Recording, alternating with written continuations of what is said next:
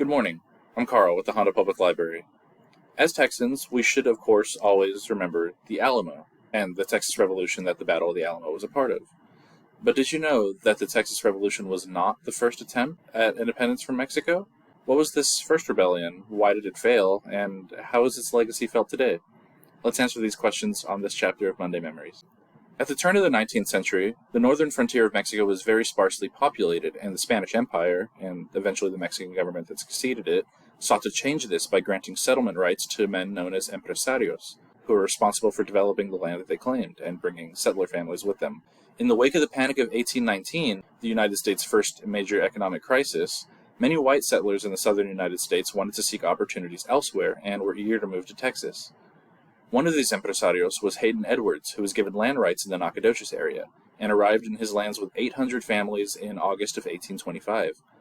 Edwards pretty much immediately got into confrontation with the locals who were already living there. He demanded that all existing settlers in the area provided proof of land title or face eviction. Many of the Spanish-speaking residents were unable to find the documentation that had been given to their ancestors generations ago, as they had been on the land for a century or more. This was a play by Edwards to remove non-white settlers from the region, settlers that he, in his own words, deemed non-profitable. However, Edwards did not actually have the legal authority to make this move.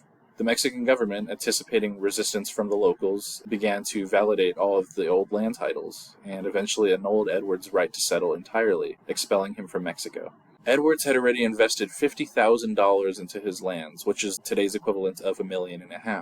Rather than give up and go peacefully, he declared his lands as the independent Republic of Freedonia, taking the name from a rejected proposed name from the United States. Though he claimed large swaths of East Texas, in reality his tiny militia of only 30 men was able to capture and control one building, the old stone fort in Nacogdoches.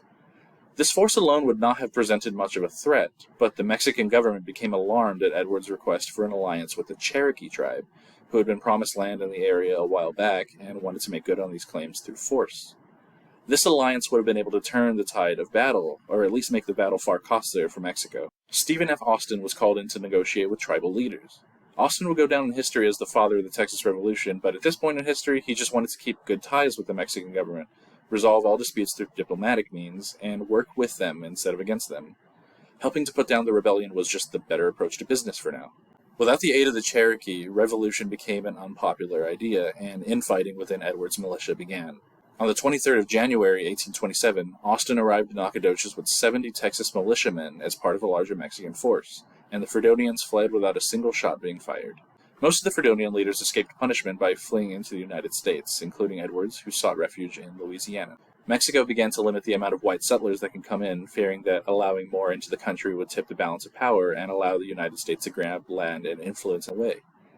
Furthermore, the government was moving toward the abolition of slavery, which would impact the probability of farming for white settlers. Mexico was trying to take these actions to prevent future rebellions, but these actions would only serve to infuriate the white settlers, such as Austin. Add in Santa Anna's rise to power and his new constitution, which took power from the provinces away and gave it back to the central government, and Texas was finally ready to rebel. When the Texan Revolution erupted in 1835, it succeeded where the Freedonian movement had failed. With the political climate finally in his favor, Hayden Edwards traveled back into Texas and helped to push the Mexican army out at the Battle of Nacogdoches in 1832. He settled down there and lived there in the area until his death in 1849. The Edwards Plateau and the nearby Edwards Aquifer are named for him, as is Edwards County, Texas. One other surprising legacy of the rebellion lies in an object we Texans see every day. In the short time that the Republic of Fredonia existed, they were able to design a banner. The white and red colors of the flag were chosen to symbolize the proposed alliance between the white settlers and the Cherokee. If the set of colors looks familiar, it's because this white over red stripe scheme was later borrowed into the flag of Texas, with the addition of the blue stripe and the iconic Lone Star. I'm glad they left off the text. It's a little too on the nose as far as symbolism goes. So now, hopefully you not only remember the Alamo, but also the capture of the Old Stone Fort in Nacogdoches. Although the execution left much to be desired, Hayden Edwards and his tiny militia did take the first steps toward the birth of the Republic, and later our state. Hopefully, if there's one lesson that all of this has taught you, is that if at first you don't succeed, try again in 10 years or so.